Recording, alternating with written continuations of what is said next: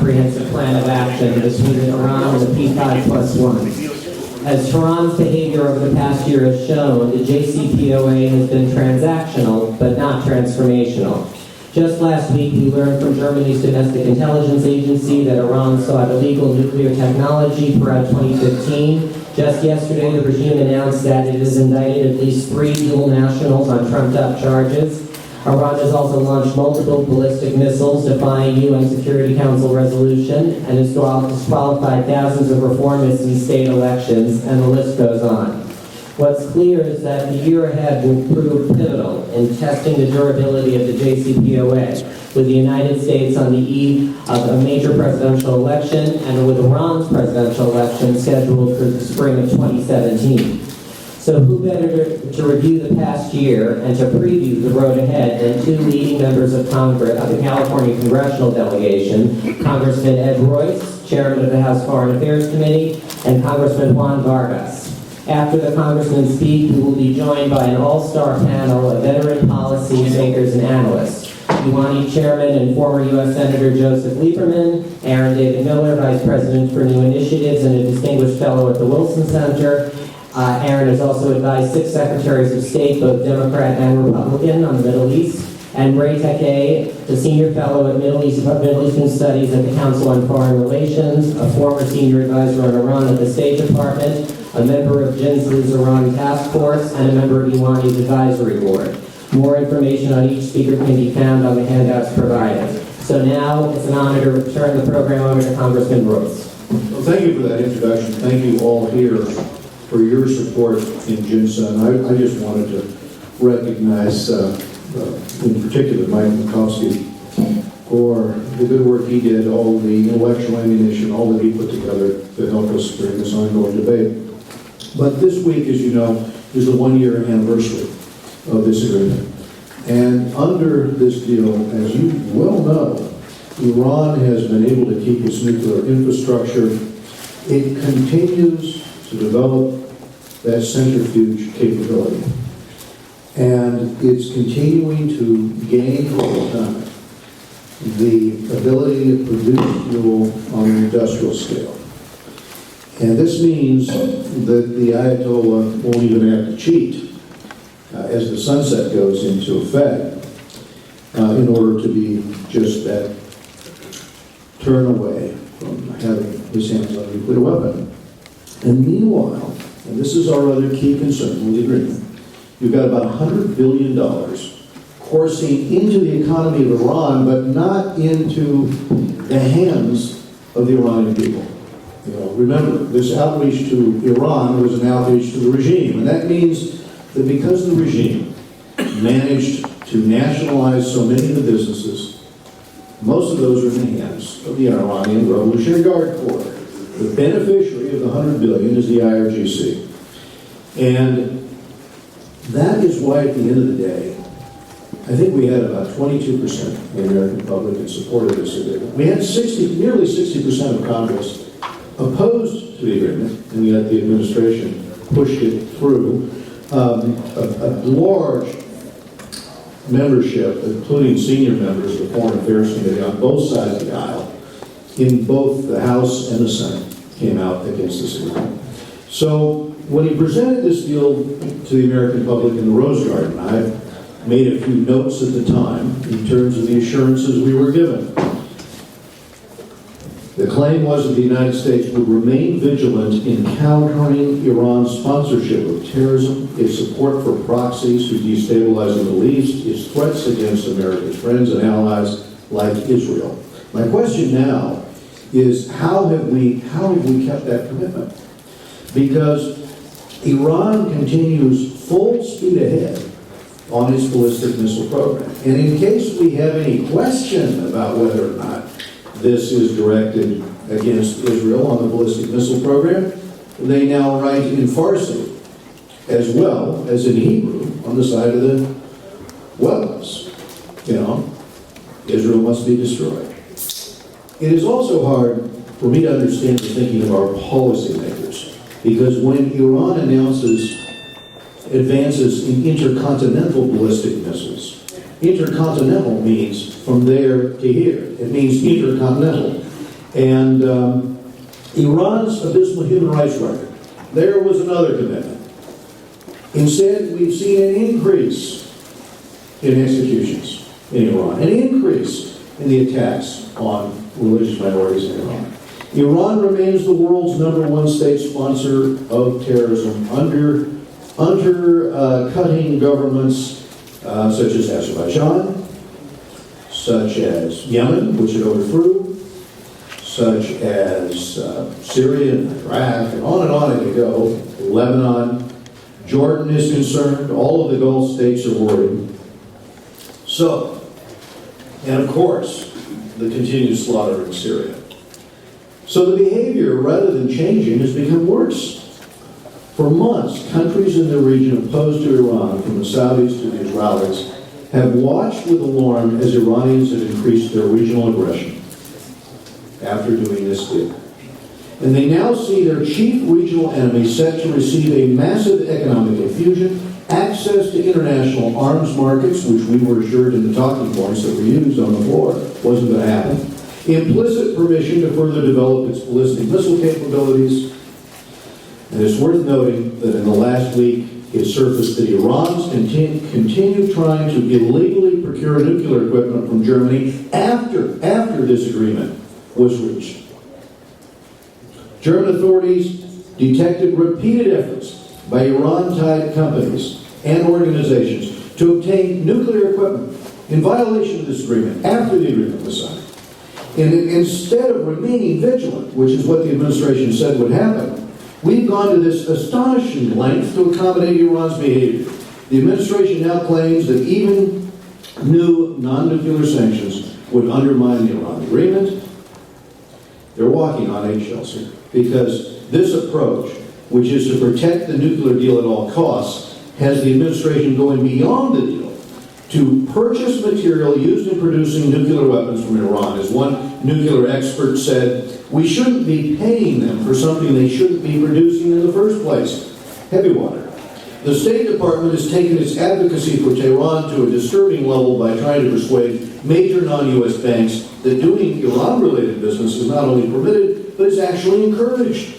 And all the while, Iran is pushing to get out from under sanctions that prohibit trade with Iran in dollars, the world's top currency, and Iranian access to New York's financial system here is the goal. Again, something that we originally were assured would not happen. So we're pushing back. You have Leader McCarthy's Iran Accountability Act. Mr. Pompeo has the bill on the heavy water to make sure that we're not subsidizing that production. And lastly, legislation I authored prohibits the administration from allowing the U.S. dollar to be used to facilitate trade transactions with Iran and upholds Iran's designation as a primary money laundering concern. Those bills will come up this week on the floor. More than half of Congress again opposed this agreement, close to 60%. No member should support the administration's new policy of bending to Iran. And with that, I've got to rush to the floor for this vote. But Senator, it's good to see you again. Thank you. Thanks for your leadership. Please join me in thanking Chairman Rose.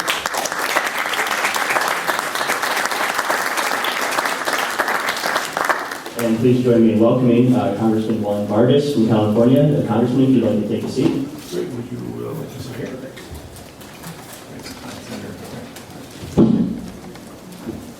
Well, thank you very much for allowing me to be here. Juan Vargas from San Diego. Again, it's a pleasure to be here.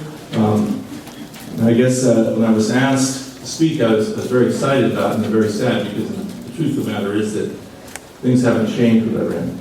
In fact, if anything, they've gotten more aggressive. We've seen the missile testing, we've seen their behavior in the region, and unfortunately now they have more money to do everything that they were doing before.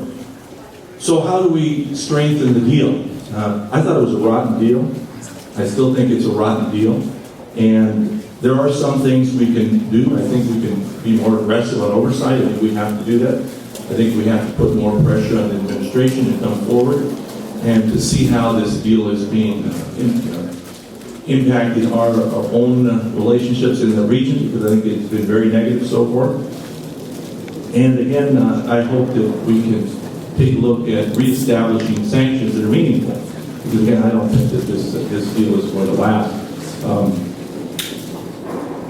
Problem that I had generally with this deal is not generally, but the basic problem was I think that it was going to lull us into thinking that Iran was going to behave, especially on the nuclear side. And I think that's exactly what's happening. If you take a look at where we're looking at as a nation, we're looking at, if you take a look at the New York Times, is the South China Sea. We're very interested in what's happening in the South China Sea. It's very important, of course, but nothing could be more important than a nuclear Iran. And yet the emphasis has gone away. And I think we're being lulled as a nation, unfortunately, to think that things are going fine. There are. And another thing that I believe and continue to believe is that under this deal, you're probably going to see Iran saying that they are, in fact, doing what the deal says they were going to do. And they might even do that with respect to some of the nuclear issues, but not when it comes to other things that are very important, the testing, trying to figure out how to miniaturize, trying to figure out how to work with metallurgy. These are the things that they can do, unfortunately, without us detecting them, because they don't leave any kind of identifiable radioactive signature that we can figure out. These things are things that even under the 24 days, we won't be able to find a thing there. They will have moved it out. So I think this is a very dangerous deal now. I'm hoping we get more aggressive as a nation about this deal, because again, I think it's going to lead us in the wrong direction. It already has. But what should Congress do to bolster Israel's security? We do need a brand new memorandum of understanding, and obviously, in my opinion, I think on most people's opinion, we placed Israel in a much more dangerous situation than it's ever been, vis-a-vis the Iranians and their nuclear capabilities. So I think we have to have a stronger MOU. I think that the $3.1 billion is not going to do it now, not if we're going to have a nation that's so friendly to us, a sister nation, hanging out there because of this deal. So I'm very much in favor of a better deal. Unfortunately, the administration seems to be dragging its feet. They probably have to wait for the next administration. I don't know. The experts will tell us better on that, and you'll hear from them. But the reality is we need a better MOU. That's right. You're going to have to answer that one for us. But again, I think we're going to have a better MOU. One that places Israel in a better situation than it is now, because again, I think we've placed them in a very, very dangerous situation. How can we defend against Iranian aggression? We haven't done a very good job. I mean, the reality is all of our friends in that neighborhood are scared. Scared because they see Iran that's better funded now. They see the United States that's sided with their enemies. And again, I don't think that we've been aggressive enough. I think that we got into this deal just wanting to get a deal, and we got a really bad one. And unfortunately, I think it's going to stand for a while, but I hope we get more aggressive on keeping the administration, forcing the administration to come forward and say, okay, how are the Iranians keeping the deal? I think that's important, but more importantly, how can they get around it, especially when it comes to other things that don't have these radioactive signatures. I think that's going to be the most important part.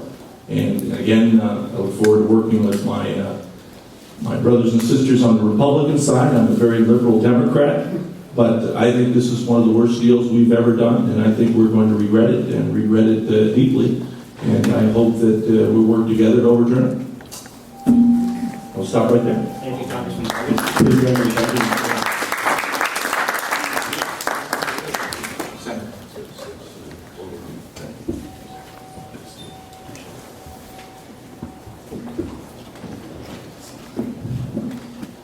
we will now switch over to the moderated panel portion of today's event. My name is Jonathan Rui. I'm the Associate Director of JINSA's Gemunder Center for Defense and Strategy. I'd like to thank Unite Against Nuclear Iran for co-hosting this event with us. It's been great to turn out such a crowd on such short notice. And in my role as Associate Director, I would be remiss if I did not advertise our new report that came out this morning. It assesses where the JCPOA is after 1 year, the consequences, and lays out some recommendations for the next administration and also for Congress to begin redressing some of the consequences of the deal. Given how much has happened in the past year, and you heard from both Congressman Vargas and Chairman Royce, their assessments of many of the developments, I think it's most appropriate before moving to the more curated part of the panel, just to go down the line and ask each of our panelists to provide some opening thoughts on where we've come in the past year, both in terms of the deal's implementation, but also the broader consequences of it. So I'd like to start with Dr. Miller, and we can work our way down the line. First of all, it's an honor to be here. Thank you, John. With Senator Lieberman and with Ray. And a shout out to Jason Brodsky, wherever you are. I want to make 5 or 6 brief observations. First, full disclosure, I'm not associated with any party, cause, or organization that stands on one side of this deal or the other. I mean, over the last 30 years, actually closer to 50 or so, I voted for R's and D's and I worked for R's and D's.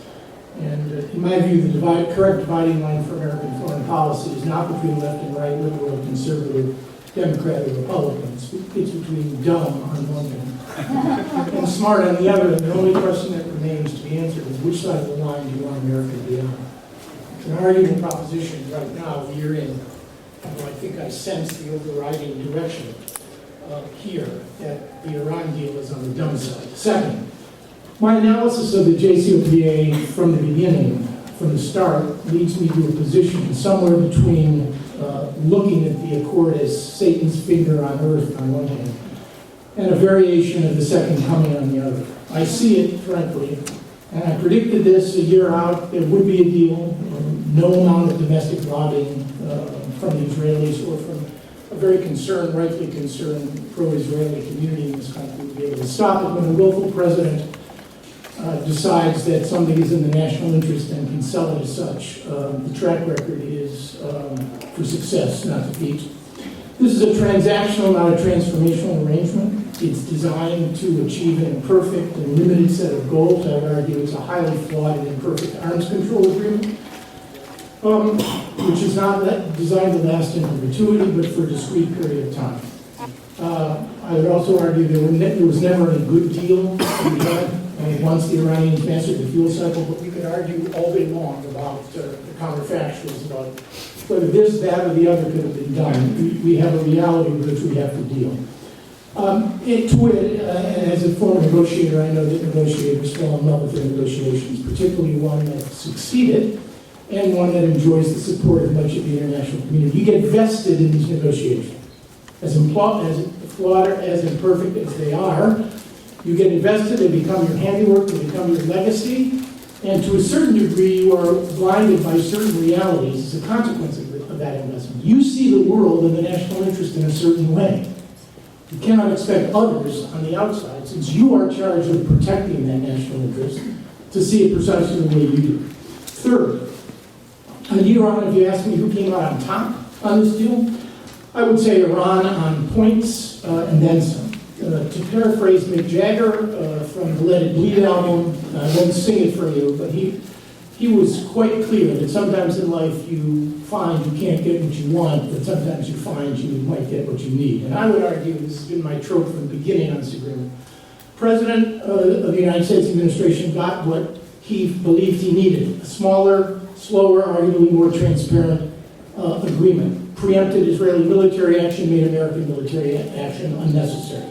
The Iranians, on the other hand, got closer, in my judgment, to what they wanted. And this, I think, is a critical point. In exchange for a nuclear weapon they do not even have, nor, if you believe our intelligence assessments and Israel's, a program that they have not even yet made a political decision to weaponize.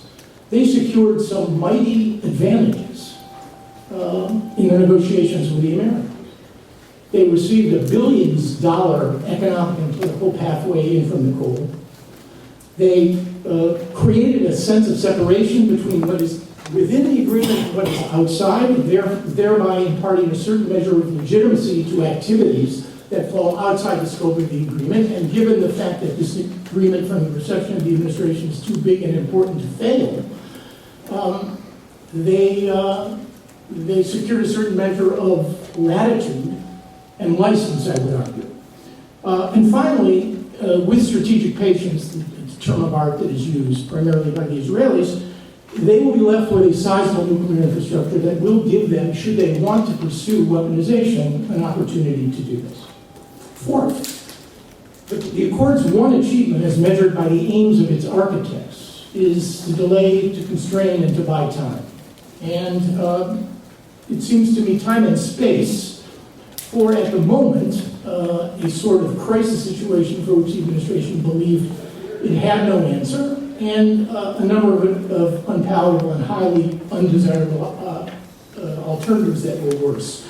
Its greatest flaw, of course, lies in that very concept, and that's the paradox, because it is based on the assumption, some would describe it as a gamble, that in addition to rolling back and constraining certain clear, immediate Iranian nuclear activities, instead of scaling up the possibilities of weaponization, after year 8, year 10, year 15, Iranians somehow will be induced as a consequence of ownership of this agreement, to continue, perhaps to remain a nuclear weapons threshold state. But the advantage of the accord will outweigh the disadvantages, and as a consequence, you will be left with more than 15 years of time and space, rather than some sort of breakup. That's the assumption. Is it going to work? Is it a viable assumption? And how big is the gamble as measured against the alternatives? I don't have answers to these questions. I simply don't know. 5, what does the accord mean for Iran's role in the region? Well, here I think it's quite evident. Anyone who believed that somehow this accord would tamp down or constrain Iran's regional aspirations, I don't think was thinking clearly. Iran's regional aspirations, and Ray can talk with greater authority on this, have little or nothing to do in many respects with the agreement itself. Iran is a great power, fashions itself as such. It's driven by a sense of insecurity on one hand and profound grandiosity on the other. I think that's a very dangerous combination. If you encounter that in a person, you are bound to encounter tremendous trouble. A sense of weakness on one hand and a sense of profound strength and entitlement on the other, very dangerous. And I think that would have led the Iranians to continue to expand their role anyway in this region. They have interests there. They have a zone, a sphere of influence, Iraq, Syria, and then the outer rim, Lebanon, Yemen, Bahrain. And I would argue, by virtue of their geography and demography and their willingness to risk where we are not willing to risk, they are risk ready, we are risk averse. They enjoy a natural set of advantages which would have pertained had there been no agreement. What the agreement did was offer them a certain lifeline. It generated additional resources. How much is unclear. I've seen numbers from 50 to 65 to $75 billion to feed their surrogates, their ideology, and their own military assets. And I think they've taken advantage of it. They've taken advantage also of an Arab world that is in the process of meltdown, high level of dysfunction. If there is a spring of any kind, it is certainly not an Arab spring. It is, to a limited degree, I would argue, an Iranian spring. And finally, you have, and I'm just reporting it, I'm not judging. We have, in response to the risk readiness of its predecessor, a very highly risk-averse administration, burned by Iraq and Afghanistan, with a risk-averse Congress, I would add, despite some of the rhetoric, a highly risk-averse Congress. You look at the Syrian Red Line issue, and you conclude that there weren't a whole lot of people who were ready to support military action. Or maybe that would have changed when the president adopted a different policy. I don't know. To have a risk-averse Congress, a risk-averse public, and a set of problems in the Middle East that vacillate between migraine headaches and root canal operations. There is not a single problem in this region right now, not one, and I defy any of you to identify it, that has anything remotely resembling a comprehensive solution or an end state. Not the Israeli-Palestinian issue, not the future of these Arab polities, not the future of Syria, Iraq, and not even by the nature of the Iran agreement, which is time-limited and recognizes this reality, some sort of comprehensive end state that can be achieved easily or quickly, or, I would argue, by pouring additional resources in men and women, money, and credibility into this region. So that risk aversion may well extend, and I suspect it will, to the next administration, whether it's an R or a D, he or she. Finally, to conclude, it's quintessentially American to want to assess an agreement a year after it is concluded. This, to me, is one of the problems in our foreign policy. I measured my life for almost 30 years in what I call administration time. That's 4 to 8 year increments. That's really not the way to look at this region. You measure this region in Middle East time. And in Middle East time, after a year, you may see certain indications and directions. But I wouldn't even begin to argue or even try to speculate where we will be next year as a consequence of the elections, Iran's behavior in the region, which has been egregious in the extreme, or the nature of the region itself. Where are we going to be? And I conclude by quoting Tacitus, the first century Roman historian, who said that the best day after the death of a bad emperor is always the first day. That applies to the Arab Spring, and I suspect if there was a best day for the Iranian nuclear agreement, we may already have seen it. Thank you very much.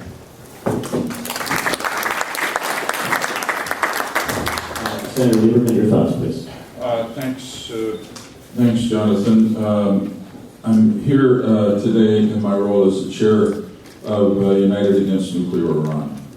I joined UANI, as we call it, the year I left the Senate, and I don't know whether it was for good or bad behavior, but a year ago I became chairman of the group, and I'm very proud to be in that position because of the work the group has done. For those who don't know, very briefly, UANI was formed in 2008 by a distinguished group of American diplomatic leaders, including Ambassador Mark Wallace, Ambassador Dennis Ross, and the late, great Ambassador Richard Holbrooke.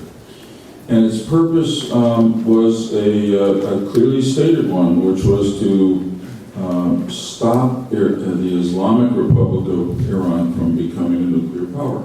That was based on its assessment of the profoundly, and in their opinion, probably unchangeably, anti-American ideology of the regime and the anti-Israel ideology of the regime, and also the anti-Sunni Arab ideology of the regime.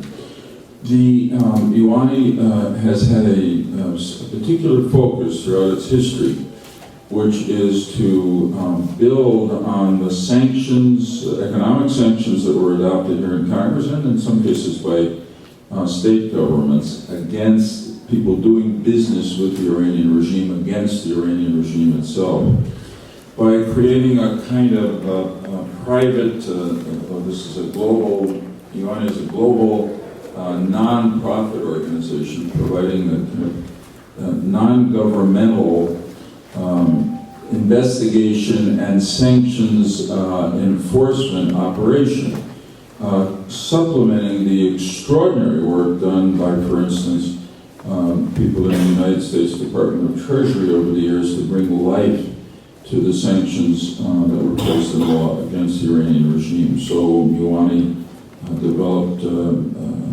very strong research and investigatory operation that would periodically locate companies globally, and some American, that were violating the sanctions, let them know they were violating, and essentially threatened to shame them by naming them. That together really, and I'm proud as I am of UANI's record, I don't overstate its role. The critical role was played here by the governmental agencies, first in America and then finally places like Europe, and governments in Europe and Asia that signed on to the sanctions regime. Okay, then we came to what we are noting today as a really dark anniversary of the JCPOA, the Iran nuclear agreement. I mean, I wish I could think of a more original term, but I'm afraid that July 14th, which I used to know as Bastille Day, which had a very much more upbeat tone to it, insofar as it becomes the day of the Iran nuclear agreement, really it is a day. It is one of those days of infamy in American history. In my opinion, it's one of the worst diplomatic agreements, maybe the worst, that we has ever been negotiated on America's part. It's ill-conceived, it was ill-negotiated, and it is currently being ill-monitored, all of which affects the security of the people of the United States and really the people of the world, but particularly the people of our allies in Israel and in the Arab world, the Arab neighbors of Iran. We had, leading to these negotiations, these sanctions had put the Iranian government under real economic stress.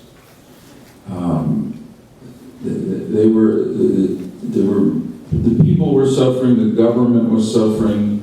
There was actually beginning to be a fear in the regime of Iran that there could be broader unrest as a result of the impact of the sanctions and the economic suffering. We, the United States and the West, had us a very strong hand going into the negotiations. I never said, UANI never said we're against negotiations. Of course we're not against negotiations. But looking at the party on the other side of the table, the Islamic Republic of Iran, looking at the steady stream of anti-American, anti-Israel hatred, the steady course of behavior against our Arab allies, looking at deeds that they did, I mean, the blood of Americans on their hands. Go back to 1983, 241 Marines killed at the barracks in Beirut, Lebanon, by Hezbollah operatives funded by the Islamic Republic of Iran. You can keep going. Khobar Towers, Iraq, whatever you thought of the war, the Iranian-trained militias were responsible for killing hundreds of American soldiers. Now, how can you make an agreement? I was thinking during these negotiations when I first got into politics in Connecticut, I was at a meeting with a few Connecticut politicians. One of them was really trying to sell a bill of goods to the other in sweet talk, and the other said to him, "Don't spit on my face and try to convince me it's raining."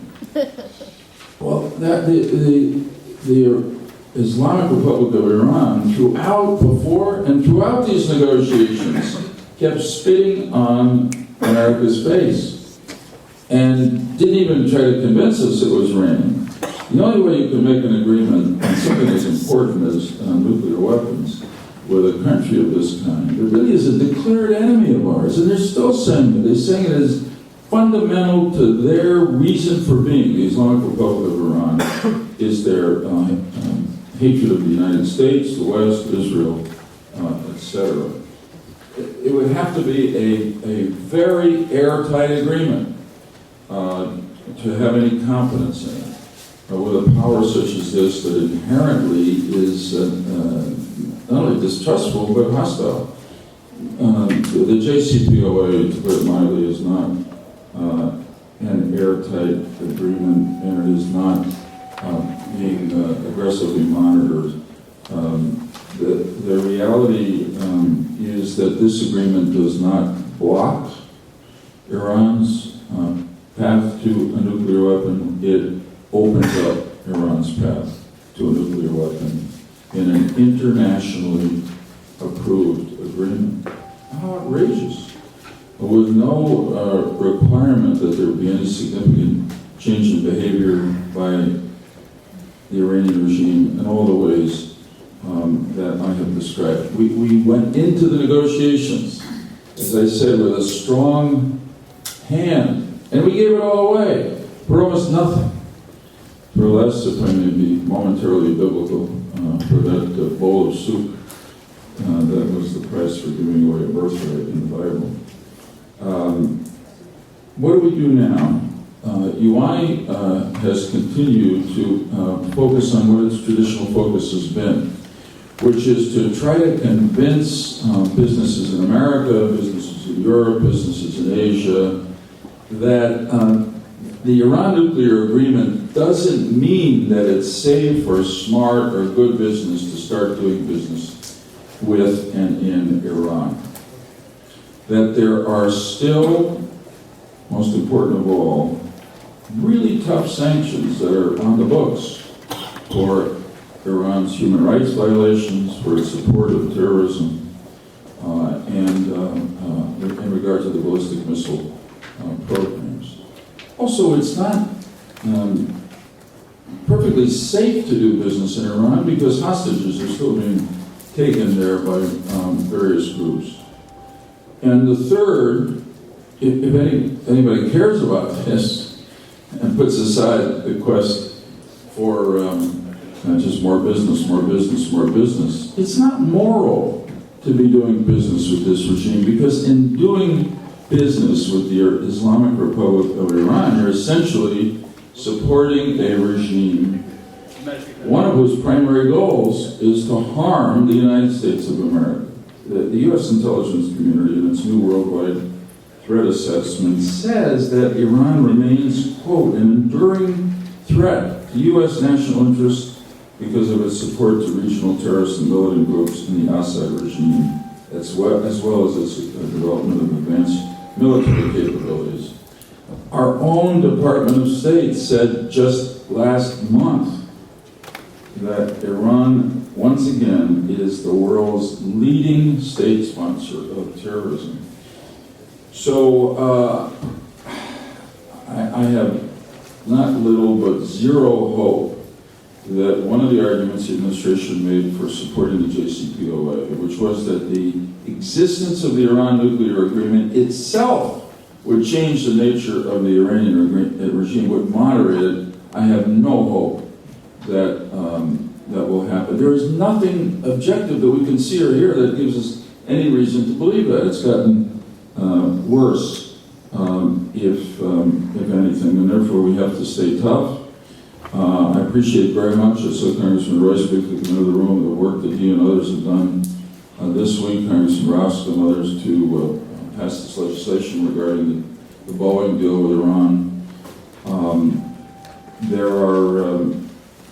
There are more sanctions that can be adopted. We have to continue to press global businesses. I'm hopeful that whoever is elected our next president will either take a much more aggressive enforcement role with regard to this agreement and not smooth over any of the terms that were agreed to, or if things continue to go badly, will remember that this is not actually a contract. Nobody signed a treaty here. These were kind of simultaneous promises. And, Iran loves to unsettle our administration by threatening to walk away. The United States can also walk away from this agreement if we decide, as I believe there's plenty of reason to do, that it is not in the national security interest of the United States. And I hope that they will come, unless there's a miraculous breakthrough in Iran, when our government will indeed do that. UANI will continue to press global businesses to do what we think is not only right, but is also good business for them, which is to stay out of Iran. Thank you very much. Thank you, Senator. Ray Takei is next. Thank you. Now for the good news. It's a privilege for me, a genuine privilege for me to be here there, and of course, Senator Lieberman.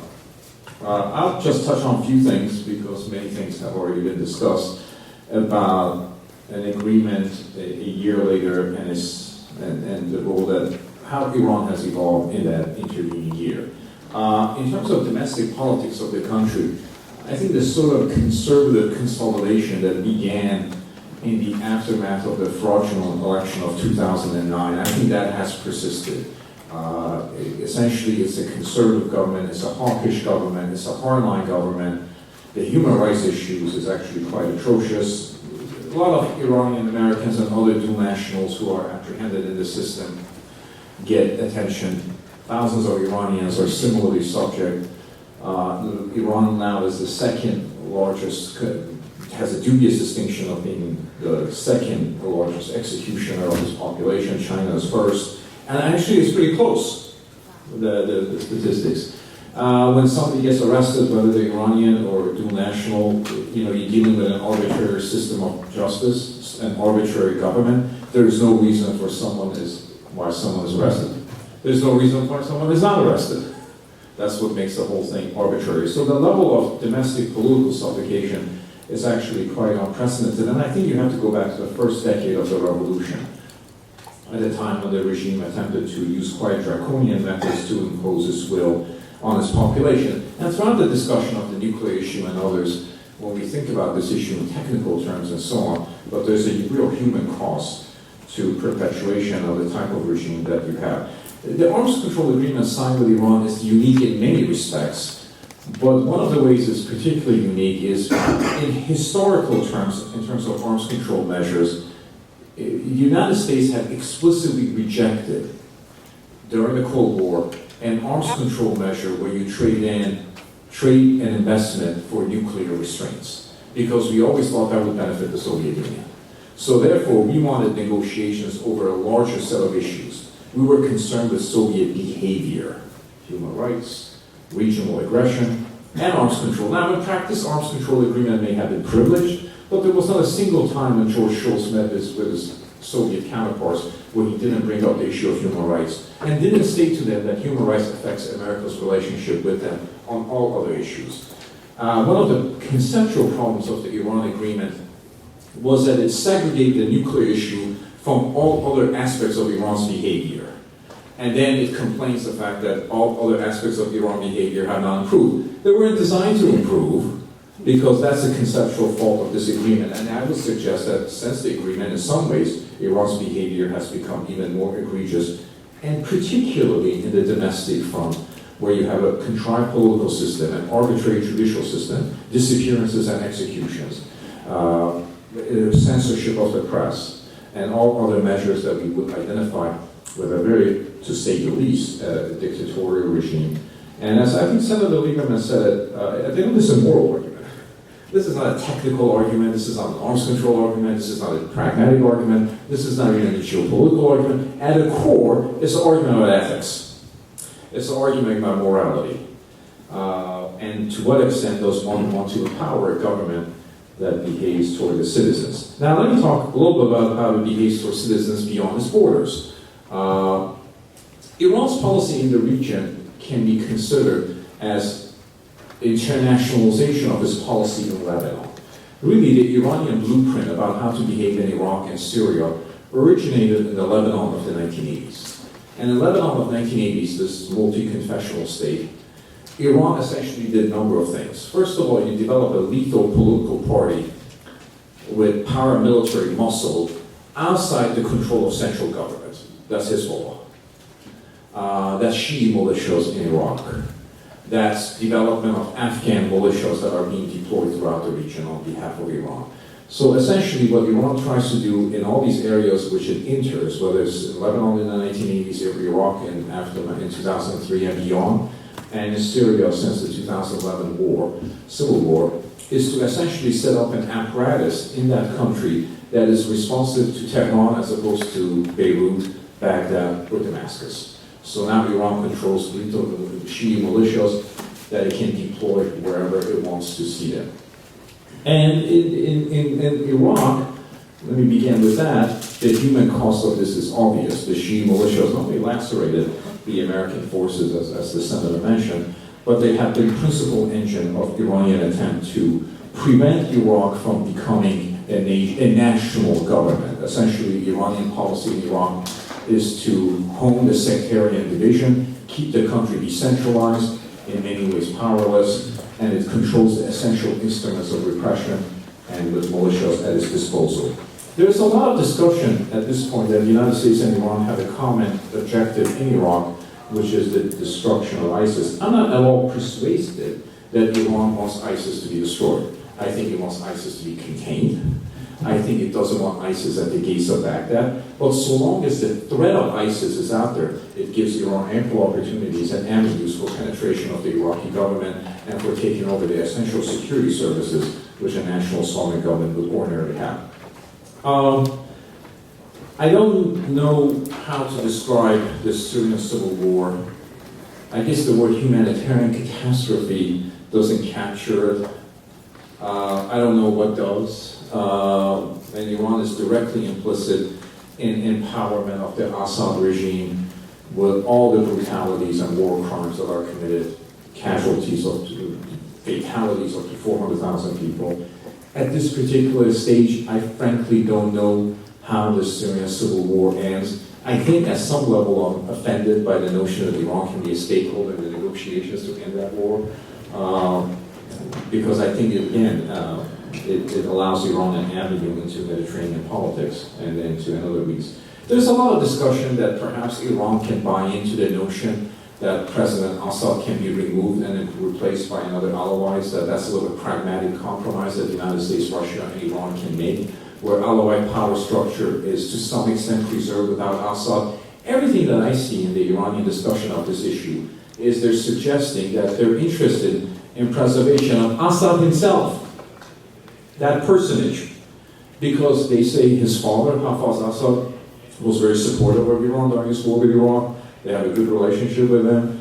And for pragmatically, Americans always think we can replace one Alawite with another, they all look alike, you know. But, you know, from their perspective, there's a real commitment to preservation of the Assad regime. And the notion that we can tell Syrians that they should live with President Assad, who is involved in commissioning 500,000 fatalities.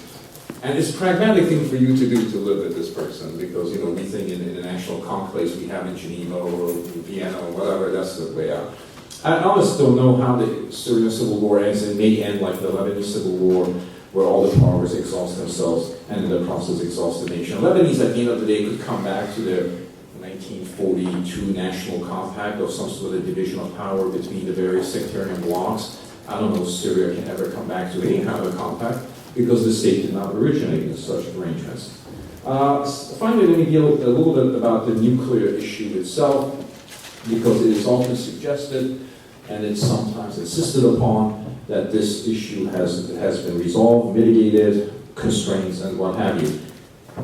If you kind of look at the Iranian debates, to be fair, after the nuclear agreement, the debates and discussions they had, one of the things that I have come to see with my own observation of this is that the Iran nuclear agreement was born in the Iranian Atomic Energy Organization.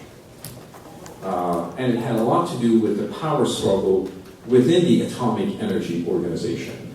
When in 2013, Foreign Minister Salehi became a head of the Atomic Energy Organization, he was previously Iran's ambassador to the IAEA, where he routinely lied to IAEA about Iran's nuclear activities. But when he took over the Atomic Energy Organization, and of course during the process of negotiations, you often heard that he was a person of moderation and pragmatism because he went to MIT. Shows how little people understand MIT. But if you kind of think about what he essentially objected to about the policies of his predecessor being a man named Feridun Abbasi that survived an assassination attempt. Abbasi's idea was every 3 months we add more IR-1 centrifuges, and we marginally increase the capacity of the nuclear program. Salehi was looking at this program and says, this is junk science, because all you're doing is adding junk machines. You're not really enhancing the nuclear capacity in a reliable way. What we need to do is modernization of the entire program. We have to essentially discard IR-1 centrifuges, which are antiquated, old, prone to break down, and we have to replace them with sophisticated and advanced machines. And what he was told by the Atomic Energy Organization scientists, it will require Iran 6 to 8 years to develop these advanced generation of machines, centrifuges. It usually requires about 8 years to introduce a new generation of centrifuges. And that's precisely the R&D schedule that the Iranians negotiated. And also the procurement channel, which is supposed to restrain Iran's acquisition of technology abroad, I think expires in about 8 to 10 years. So during the debate last year, we were concerned about sanctions relief, verification, and the Iranians were concerned about R&D. And that's what they were negotiating. And so from their perspective, the constraints that people talk about are real. and I think they were particularly real on the plutonium. But that was their objectives: get sanctions relief, which is basically irrevocable, and a basis for essentially modernizing the nuclear program. So that was essentially the debate within the scientific community of Iran. Since the nuclear agreement, where Iran's nuclear apparatus is supposed to be restrained, diminishing, they're actually hiring, in terms of their budgetary requests, nuclear technicians and engineers. Now, engineers design and technicians build. So they're putting together the building blocks within the Atomic Energy Organization and the scientific apparatus for a rapid surge of the program when the sunset clauses began to expire. You always hear this is a 10 to 15-year agreement. From my perspective, it's an 8-year agreement, now 7, because the 7-year Iran begins to introduce at about 250 each IR-8 and IR-6, and that becomes the basis of his nuclear surge in the year 10 and beyond. By the time this agreement expires, if it lasts that long, I think you'll see a country which is free from sanctions, internally economically strengthened, and poised to have a very advanced and sophisticated nuclear program. A lot has been said about JCPOA, Joint Comprehensive Plan of Action. All I'll say at the end, it violated 50 years of American counter-proliferation policy and principle, bipartisan, that began during the Lyndon Johnson administration in the aftermath of the Chinese detonation of the bomb in 1964. From 1964 to 2013, it has been the objective of the United States to resist proliferation of dangerous nuclear technologies. And those dangerous nuclear technologies are identified as the ability to reprocess plutonium and enrich uranium. Over the years, this particular principle and standard has been attenuated. We conceded to India, our ally, essentially doing so, Japan, Brazil. But JCPOA is the first agreement that allows that dispensation for not an allied country like Japan, but an adversarial country like the Islamic Republic. In that sense, JCPOA is what many people suggest, a landmark agreement, because it stands in contradiction and contravention of 50, 60 years of American counter-proliferation policy. It sets a bad precedent going forward, and it also establishes Iran as a threshold state with all the advantages that that has. I'll end where I think Senator Lieberman highlighted, I think importantly, not everything he said was important, but that we should sort of think about the Islamic Republic not just as a strategic challenge, not just as a proliferation danger, not as a spoiler or a stakeholder, but as a moral challenge to its own citizens who are first and foremost its own victims, its primary victims. Thank you.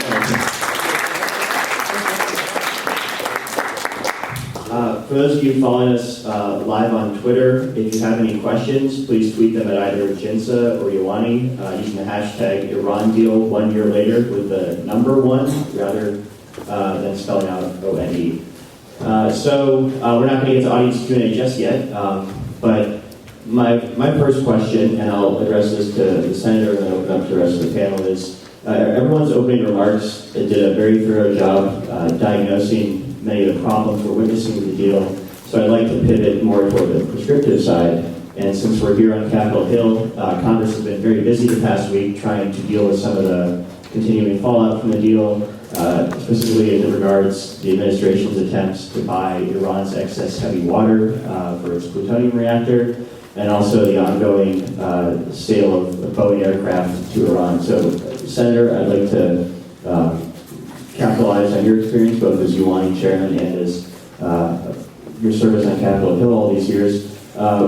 What's your assessment of what Congress can do in terms of sanctions to help enforce the deal? And also, if there is a limit to what sanctions can accomplish, what else can Congress do to minimize the negative consequences? Okay, let me try to briefly set the political context. Congressman Rice talked about this a little bit, but it was quite, as UANI was involved with many other groups in carrying on a public advocacy campaign against the Iran nuclear agreement. And what we said to each other ruefully when it was over, we obviously convinced the American people, we just didn't convince their representatives in Congress. the American people started out with a very clear-headed antagonism or understanding that Iran is our enemy. So it makes sense to most people that you don't want your enemy to have a nuclear weapon. And the American people ended up concluding that this particular agreement was not only not going to stop that, it was going to make it possible. So why wasn't that reflected here in Congress? In spite of the fact that a lot of very strong groups with normal clout in Congress were lobbying against the agreement, and I would say it's because the administration really took this seriously, and right up to the president himself, I believe the president got more personally involved in advocating for the Iran nuclear agreement with members of Congress than he has on any other issue, including signature legislative projects of his administration, such as Obamacare or the Economic Stimulus Act at the beginning of 2009. And what happened really was a lot of, in my opinion, a lot of Democrats who either were against the agreement or were at least uncomfortable with it, didn't think it was strong enough, ended up refusing to vote to reject it, and so went into effect. I think you have to remember that as we go forward for the next half year when President Obama is still the president. One, that any of these sanctions acts or legislation prohibiting one or another federal agency from implementing something that's, for instance, the sale by Boeing to Iran of airplanes, is probably going to meet a presidential veto. So it's between now and then, probably not a lot is going to happen, but it's worth keeping the pressure on. And I hope and believe that we will see more bipartisan support for these measures. There'll be a limit on it so long as President Obama's there and he's really working this, but a lot of the Democrats, I think, feel still uncomfortable about the agreement, and they will support such actions. Now again, it all changes. Well, maybe it doesn't, but I hope it does. I'm thinking whichever of the candidates for president get elected, I think it will be different. Secretary Clinton has pretty much said, notwithstanding her support of the agreement, that she would aggressively, almost implicitly saying, more aggressively enforce the agreement, and I hope and believe stop some of the unbelievable advocacy for Iran by the Obama administration. I mean, I think from a UANI point of view, one of the bright spots post-agreement was that the European, most of the European banks, the big banks, would not, they made it very clear to European businesses that they would not be funding their re-entry into Iran because they, the European banks, have very bad memories of what happened to them when they were deemed to have violated the sanctions that existed, which is to say that it cost them money and their access to the U.S. financial system was either terminated or limited. And then we have Secretary Kerry, who's my friend, going over and essentially telling them, don't worry about it. You can finance this kind of activity, it's okay. I think the next administration will do that. Honestly, what will happen, this all depends on what will happen if Donald Trump is elected president, hard to predict. I guess that's a general reaction to most questions about the administration. If Donald Trump is elected, he's made clear that he thinks the Iran agreement is a terrible agreement, and that he would probably try to renegotiate it so we can see what would happen with that. How would he respond to legislation in Congress imposing more sanctions, prohibiting American businesses like Boeing from making deals with Iran? Hard to know, but at least it's an open question for both Trump and Clinton, as opposed to what is the record of the Obama administration. Yeah, I guess I'd only add, the founders set up a political system which was an open invitation to struggle. And watching this system and participating in it for almost 25 years, I have tremendous respect for Congress, but I don't want the State Department running on foreign policy. I don't want the U.S. Congress running on foreign policy.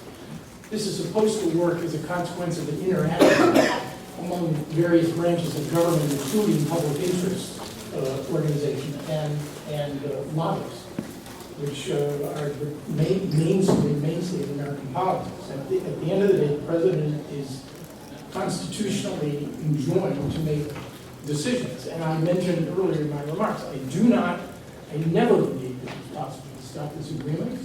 I think that not only are there constitutional grounds that would empower the president to do so, but I do not believe that Congress was willing, in large part because of Democratic support for the president, and that's going to be maintained for the next 6 months. Because Mr. Obama's chief strategic goal, between now and November, is to ensure something that hasn't happened in 30 years in this country. A two-term president could actually pass party control to a member of, in this case, his party. And this administration will do nothing to jeopardize that, least of all putting Mrs. Clinton in a position where she has to walk away from him. Same on the Arab-Israeli issue. Seymour Hamid is in there, and he knows whether it was AWACS to Saudi Arabia, F-15s to Jordan or Egypt, loan guarantees to Israel, which is something I watched up close and personal, a willful, skillful president. And Senator, you acknowledge the fact that that implicitly that there was, well, both will, not so much skill, but will is critically important, is going to trump domestic political interests, right or wrong, almost every time. When was the last time Congress constrained administration? I think you'd have to go back, I believe, you all would know better than I, probably to sanctions against South Africa in the Reagan administration. But this is a more general problem with respect to Congress's acquiescence and involvement in the shaping of this nation's foreign policy, and it ought to play a more active role, because in essence, that's what it's designed to do. I just add briefly, I agree with you. I had a wonderful experience in my first 2 years of the Senate teaching a course at Columbia Law School on the role of Congress in American foreign and defense policy. So Congress actually has more enumerated powers with regard to foreign and defense policy than the president does.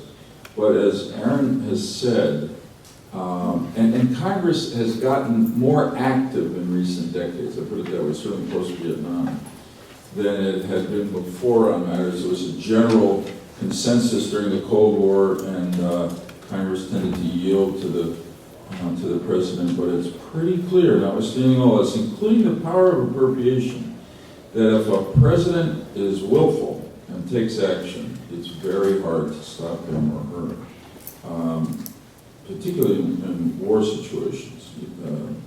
So that's a reality that we do.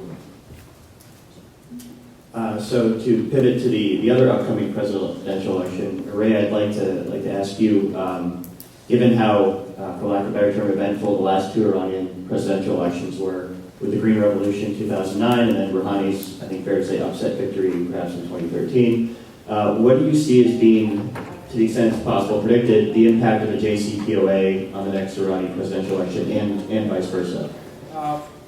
There has never been a precedent of an Iranian president losing a re-election. One way or the other. One way or the other, re-election is going to happen. I think in this particular election, and it's way too soon in the Iranian political cycle to try to figure it out, but from some of the conversations that are happening, the conservatives are trying to coalesce behind one person. And last time around when President Rouhani ran, he was basically running against 5-6 conservatives. And they split 49% of the vote between them, and he got 51% of the vote, or whatever it was. So they tried to essentially get their act together and unify behind one person. And who that person is remains to be down. Some people are talking about the Deputy Speaker of Parliament, Mr. Balmanan, whose brother was a martyr of the revolution. He was killed in the early 80s. He's a kind of an establishmentarian conservative. President Ahmadinejad is talking about re-entering the political realm and actually running for election. He may do so if he gets to the relevant supervisory bodies, but I'm not quite sure given his contentious relationship with the power stakeholders in the system, how that would work. So I think going into it, President Rouhani has the force of history and precedent behind him. And he's also been, of all the presidents that Ali Khamenei has dealt with, he's been the easiest one. President Rafsanjani challenged this authority persistently. President Khatami challenged the entire system, talking about the fact that the system has to become more Republican as well as Islamic. How that happens, nobody knew. President Ahmadinejad challenged the authority of the supreme leader persistently on a number of issues. President Rouhani has not. I mean, they may have had some disagreements on the specific aspects of the nuclear program, but in that particular sense, Supreme Leader was willing to yield to that. This election may be important in one respect, and I think the last election was important in a similar respect, is that it essentially may mean that the Islamic Republic is going to go through some sort of a transition process with the passing of Ali Khamenei. Everybody keeps getting up every morning to mix religious metaphors, lighting candles in a church waiting for him to die.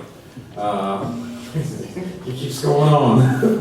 But in light of succession to the office of Supreme Leader, the office of presidency becomes more important. And therefore, who the occupant is significant in terms of whether that person is going to be the custodian of the ideology of the state, which is what Khamenei cares about deeply, maintaining the revolutionary spirit of it. So in that sense, it could tinge it. Yeah, I'm sure that yes. The other thing is, I think the lesson of 2009 is, try to rig the system up front as opposed to after it happens. Try to prevent candidates you don't like from signing up as opposed to aborting the process as opposed to abrogating it once it began, because that creates unwise dislocation. So the politicking of this is going to happen in the next 6 to 8 months, and we'll see how it shoots up. But I think some sort of status quo is likely. The unanticipated factors is the health of the leader, and some of the benefits of the agreement are, the benefits of the agreement are obvious at this point. Islamic Republic, I think, is willing to live with a nuclear restriction, understanding that those restrictions don't impede or mitigate this regional certainty. So one final question before we shift to audience Q&A. I think everyone on the panel has been on record speaking about this, so I'd like to start with Aaron and just work our way down. And that's the issue that we also heard both Chairman Royce and Congressman Vargas speak about, which is the sort of loss of a sense of U.S. leadership in the Middle East. And sort of as the U.S. is perceived on the way out, Iran is perceived on the way up. So I'd like to pose a question to the entire panel. What can the U.S. do both to, if possible, restore U.S. leadership in the region, and secondly, to address or perhaps benefit from some of the changing regional dynamics which have started taking place sort of without U.S. initiative? And I'm thinking more of increasing ties between the Sunni Arab states, Turkey, and Israel. Look, my views on this are very clear. I think the United States is in a conundrum. It is a conundrum that is not a matter of the administration. It's a conundrum that will last a decade or more. And that is, it is stuck in a region that it cannot transform and it cannot extricate itself from. And we cannot transform or fix something. You cannot leave it. Then you have to find the middle ground. And the middle ground, in my judgment, is smart transaction. It's not dumb engagement. And when you're dealing with the Middle East, in which arguably the three most consequential powers are the three non-Arabs, Israel, Turkey, and Iran. And you're confronting a situation in which your traditional alliances with Egypt, with Saudi Arabia, and to a certain degree with the Israelis, have been badly strained as a consequence of all of these local powers willing to assert their own interests, regardless of what it is we do. The question is, what then do we do? Now, I would argue that we should have the conversation that we never have, which is to identify what it means to have a vital national interest. What are American vital national interests in this region? And when I say vital, I mean vital. I mean interests that the president is prepared to send young American women to fight and potentially die for. I mean interests in which the United States is prepared to spend billions if not trillions of dollars, and interests in which we're prepared to expend our credibility. And frankly, Michael Mandelbaum, in my judgment, is right. Foreign policy is social work with respect to trillion-dollar social science projects in Syria and Iraq. And as far as the moral argument is concerned, let's be clear here. Our record on moral interventions, humanitarian interventions, have been abysmal, with the exception, perhaps, of Bosnia from the Holocaust, right on down to the current day. And I suspect they will remain abysmal. So, in this region that we cannot fix, find the 3 or 4 interests that really do count. And what are they? Protecting the homeland, which is the organizing principle of any nation's foreign policy, and doing everything we can that's smart in order to keep transnational terrorism, extremist Islamic terrorism, at bay. Number 2, avoiding the emergence of a regional hegemon, presumably with a nuclear weapon or without. 3, maintaining access to oil, because even though we will free ourselves from Arab hydrocarbons in the next 15 or 20 years, oil trades in a single market and can devastate our economy if there are disruptions, because there are others dependent on it. And then there are our allies, one in particular in which there is a coincidence of values and interests, which are the Israelis. Whether or not they actually need our help is an arguable proposition. We seem to be quite prepared and able to take care of Israeli interests, of course, with our support. So I'm not one who would argue that we need to somehow get bogged down in what I consider the discretionary interests, which is fixing the problems of the Arabs at this moment, which cannot be fixed by external intervention by the United States. We've seen those movies, and we've seen the results of them. So keeping 10,000 troops in Afghanistan is probably necessary. The troop levels in Iraq may actually rise, but they won't rise to the limits and to the levels of what we've seen before, and frankly, they should. One last point. Protecting military power is an instrument to achieve a set of sustainable and realizable goals. Without a chance of doing that, we really do risk what we've seen before, and that is enormous amounts of investment without much of a return. Angry, broken, dysfunctional Middle East. Intervene with great care. So, for the second time today, and interestingly to myself anyway, I'm going to cite something I learned in Connecticut politics and related to international diplomacy, which was that when I got involved, a wise older man named John M. Bailey, who was the chairman of the Democratic Party, said to me, you should always try to be expanding the base of your supporters. In other words, try to get the people who were opposed to you last time on your side the next time. But don't ever do that in a way that compromises your relationship with the people who supported you the first time. In other words, figure out who your friends are and who your enemies are. And keep your friends or else you'll end up with nobody.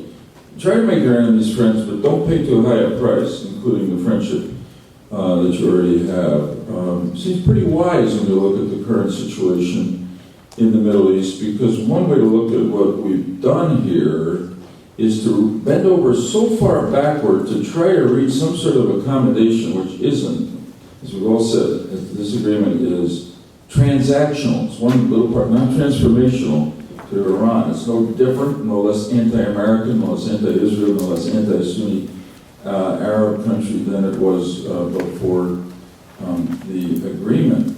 And that has really affected the region. Pretty much each of the 4 interests, national interests of the U.S. that Aaron just stated, which are important, and I embrace, certainly are supported by us playing a central role with faithful allies in the Middle East. And today, I don't think our relations with Israel and the Arab countries, much as they still depend on us and want us to protect them, have ever been has shaken, or haven't been shaken, at least together, in my memory.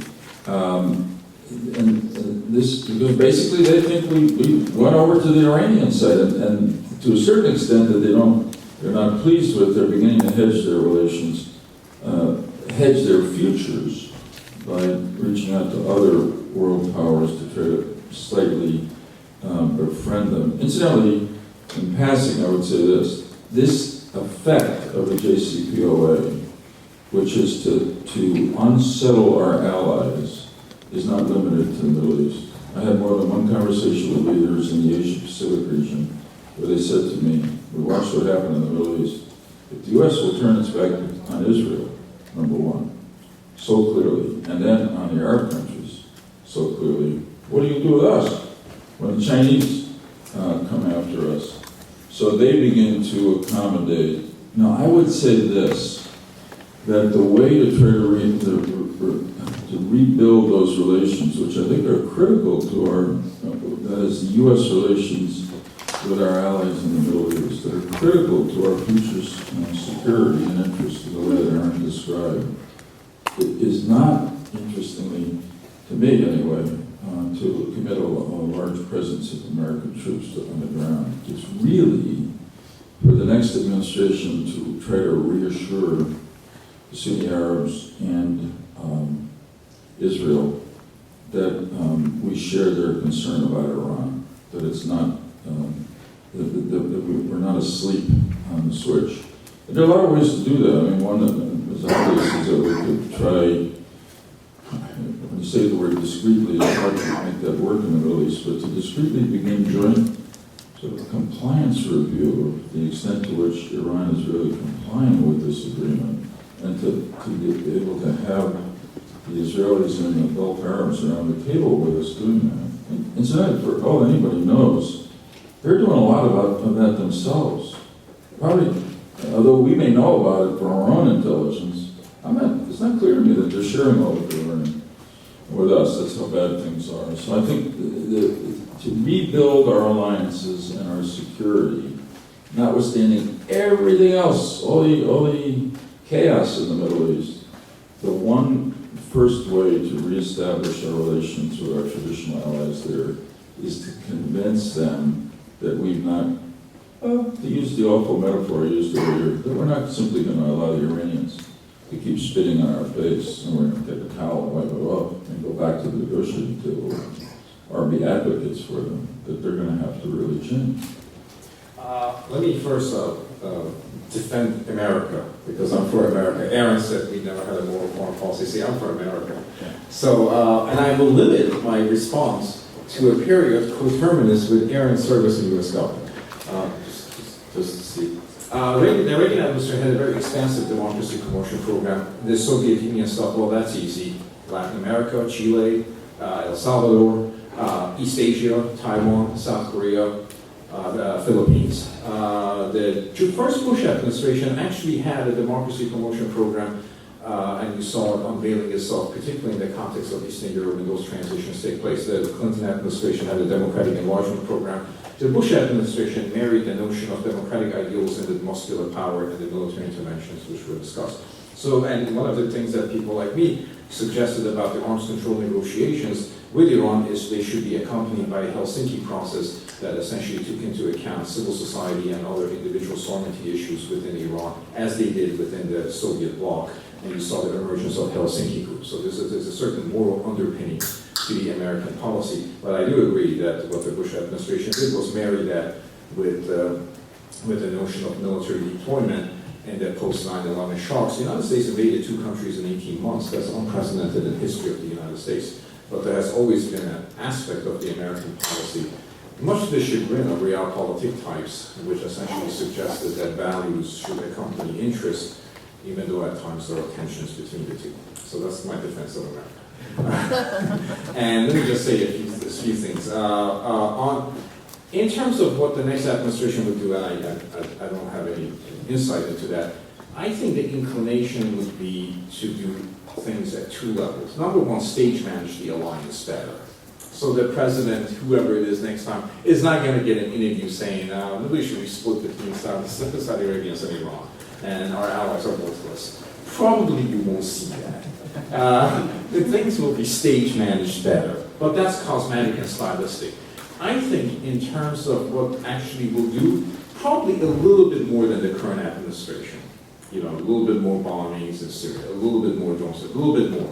The problem is a little bit more sufficient for a region whose institutions have collapsed. What's a little bit more in Iraq? What's a little bit more in Syria? And so the problem with the American political system may allow a little bit more, but the Arab political system, the Middle East political system requires a lot more. And therefore, people who want to do a lot more have to make the case that it is important for the United States to invest a lot of money and resources into a cause whose outcome is uncertain. Reconstitution of an Iraqi government, independent. What we used to say about Europe in 1989? Whole and free. You know, that's, so, you know, can you go back to the taxpayers' money and say this is what we need to do? I honestly don't know, and people much smarter than me can think about this, how the Syrian civil war comes to an end. Everything I read about it from people who think about it suggests they're thinking about mitigating some of the humanitarian consequences of that civil war without necessarily having a pathway to end it. Maybe there is no answer to this particular question.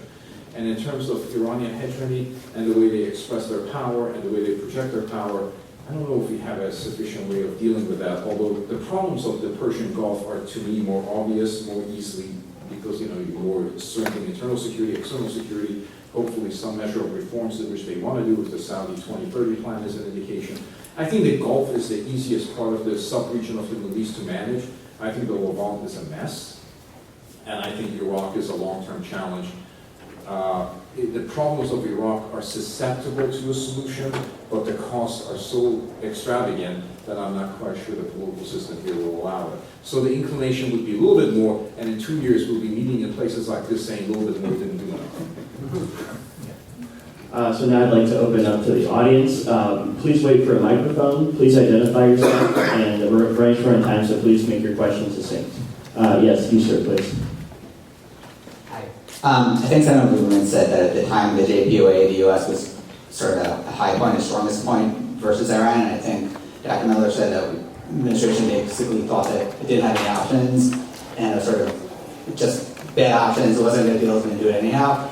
And I was wondering if you could address, for example, why we couldn't crack out, strengthen sanctions, give sanctions more time to take effect, given the state of the Iranian economy at the time, and also go back to Senator Lieberman's other point, the one Dr. McKay was saying. Did the administration actually see this as a transactional event, or did it actually see it as a transformational event? Because it sees as a plus what Dr. McKay was decrying, namely Iran's increased role in the region. Does anyone want to step up to it? Yeah, I guess, right? You know, I can't really speak on how the administration was thinking about it. Everything I know about it is I read in the papers, and this may be familiar to you. My guess is, and others perhaps can comment on this more informally, is that it was always transactional. I don't think they really thought that this would change the parameters of the Iranian behavior. I think the core dispute between people on this issue were those, the president and those in his council and many others, wanted sanctions imposed on Iran in order to yield an arms control agreement. So when they got an arms control agreement, for them it was mission accomplished. That's the purpose of sanctions for them. And you know, you can debate the technical provisions of the agreement, whether it was negotiated poorly or strongly or strenuously, whatever. There were other people, such as me, who viewed sanctions as a part of coercive menu to deal with the totality of Iran's behavior. And so we never saw sanctions as an instrument to be exchanged per se for nuclear concessions, particularly when those concessions were interim. So that was a conceptual divide, I think, on the two sides. So did the president think this deal would transform Iran? I don't think so. I think the Secretary of State may have. That's why John Kerry has gone on, you know, buy Iranian mission, you know, buy the Tin Cup mission, you know, buy Iranian to Europe. Not necessarily changes behavior, but empower it. You give it more strength in the region, more prominence in the international stage, give it more economic wherewithal so that it could play an enhanced role in the region because the administration used that as a positive. I don't think the administration thought that this deal would enable Iran to do all the things that it's doing.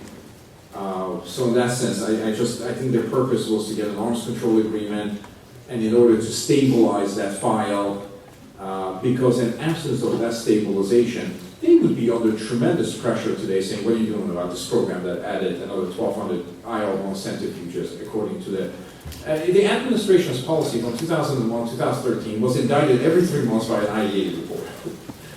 Every 3 months, IEA report would do a report saying more capacity, more this, more that. So they stopped that cycle, and it allows the issue to be mitigated.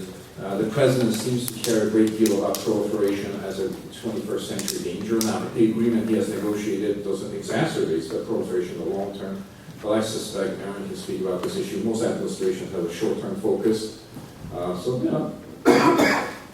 would only add that the president is a self-described follower of Ronald Niebuhr, frankly, as am I. And Niebuhr argued that the best you can do, and he uses America as an example, because people in nation states are perfect and very flawed, is to come up with proximate solutions to insoluble problems. The reality is, and I don't want to defend the president's ideology, because there's much in his policies that I do not agree with, particularly when it comes to the Israelis. But that's the nature of change in America, is proximate solutions to insoluble problems. And in many respects, the administration saw the Iran deal. And by the way, it's part of a peace. Cuba needs to be looked at as part of the same transactional and hopefully down the road transformational enterprise. I think that's the way the president looks at the world. And this, I think, was a natural response. Plus, you had an interlocutor on the other side that, frankly, was prepared to cut the same trend, approach it with the same transactional rather than transformational objective. So it all worked. And could there have been a better deal? I've heard all the talking points. I just don't believe in transformations. If the better deal is transforming Iran's self-image of itself, its aspirations in the region, its behavior in the region, the way it assesses its own history, I can't imagine that we could have done a deal along those lines. I just don't. I don't see it. Small powers have the capacity to resist and oppose larger ones. That is the most important story of the 21st century so far, as it pertains to our foreign policies. And it's true across the board. Saying no to the United States has become de rigueur. Everybody does it without cost or consequence. So you tell me how to fix that problem when the small power says no. And that also includes, I might add, our allies when they say no. So we'll never know whether we could have negotiated a better deal with the Islamic Republic of Iran. But in my opinion, we never really worked hard enough to negotiate a better deal. And that's one of the sadnesses here. If it is true that nothing but ultimately, notwithstanding the power, the leverage that we brought in the sanctions to the negotiations, that we couldn't do anything but make a transactional agreement with Iran on nuclear weapons and change nothing else about the regime, then in my opinion, of course, it would have been better to walk away from the negotiations and commit ourselves to supporting opposition to the regime. Not a surefire, not a guaranteed alternative solution, but at least recognizing that if you've got an implacable enemy, you ought to try as best you can to get rid of it. And the enemy, generally speaking, I think we all, I certainly feel, is not the Iranian people. It's this group that's controlling their government today. Okay, we have time to squeeze in one last question. Yes, you sir in the front here. Hi there, my name is Daniel Cohen. I'm an intern at the Hudson Institute. I was just wondering, in the work that you've done, whether you've got the impression of whether some of the other governments, for example Britain, who are helping to negotiate a deal, whether they've been particularly receptive to some of the challenges that, for example, have been raised today about the deal, and if so, to what extent they would be able to influence, say, if the deal was to be adapted in the future. The deal was negotiated between what was called the 5+1. It used to be EU3. It's not EU3 anymore. It's EU2 plus 4.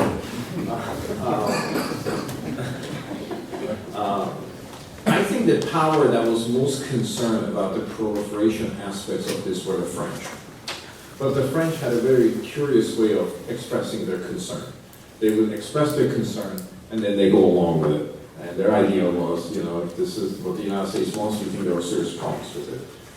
So among the 5+1 powers were the French. Today, the French are completely on the other side. Before, their position was defined by proliferation. Now it's defined by commerce. So now, the French government is trying to secure as much of a footprint into the Iranian market as it represents itself. So then at this point, I'm not quite sure if what was EU3 is. I mean, the Germans and the British were never that strenuous, and the Russians and the Chinese who are more transactional, and because the Chinese were going to buy the Iranian oil irrespective of the fact that they shouldn't have, or what have you. Today, I would say the barrier to the Iranian commerce is not legal, it's psychological. There's a lot of people saying, do I want to deal with this, do I want to invest in this? And this is why you have the reassurances that you have from various functionaries, not just American, but Europeans as well. Psychological barriers, unlike legal barriers, tend to fade in time. And the Boeing deal is really the one that plugs. After this, the water goes. So if the Boeing deal gets through, in all it's financed by Citibank or what have you, then I think you begin to see those psychological barriers attenuate, and they will continue to attenuate as we go along. This is, just a final, this is the danger. This is why, the danger is that we began whether people thought it was a good agreement or a bad agreement, we just accept it as a reality. The business community starts to follow nothing but the incentive for profit and goes in, or says, I had a conversation with somebody involved in a big American business, well, why are you stopping us? I mean, our competitors in Europe and Asia are going into Iran. And until there's, again, a crisis of some kind that sort of melts away, as a priority item on the mind of people and the government. But that's why we're here today. That's why we'll be here next July 14th. That's why groups like UANI and JINSA will continue to do what we're doing. And ultimately, unfortunately, I predict that the Iranians are so fanatical and ideological that they themselves will create crises which will compel the attention of the world community, including the P5 or P4 plus 2, whatever it is now, back onto them, even if it's not directly on this agreement. I'll just say one thing. Senator Lieberman said we'll be here next year, we'll be here year after year, and we'll be here after the Iranians detonate. Say, we told you so. Thank you all for coming. Please join me in thanking our panelists. If you'd like to learn more about UANI, please see Alan Goldsmith in the Navy suit here in the second row. And if you'd like to learn more about JINSA, please come contact anyone with a name tag on it. Thank you. That's one of them.